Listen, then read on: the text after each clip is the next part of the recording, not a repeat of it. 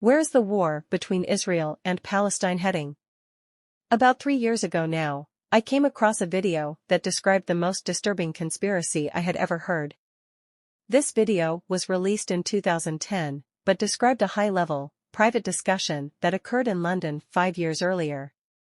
Picture it, it's the middle of March 2020, the world is in burgeoning pandemonium as CV spreads across the globe. Uncertainty and fear permeates the air. Then I come across this video that describes a manufactured plan for a series of events to occur as the final phase of the New World Order's usherance. The plan consisted of these steps. 1. Israel attacks Iran, and Iran retaliates, leading to a limited nuclear exchange in the Middle East. There is then a ceasefire. 2. The world is in horror as these events transpire, clamoring for the governments to do whatever to stop this chaos. 3. In the midst of this, China will catch a cold.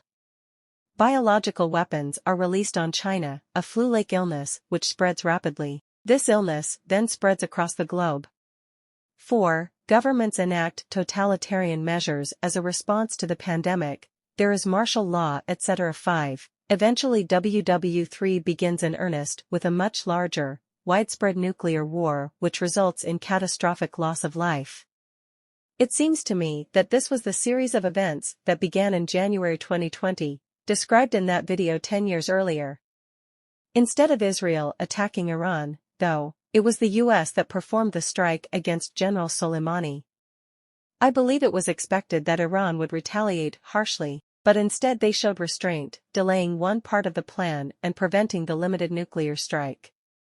But it was in the midst of great fears over a possible outbreak of WW3 that news reports about a mysterious illness in China started to pop up. Just as planned, this flu-like illness spread from China across the world and led to heavy government restrictions and censorship.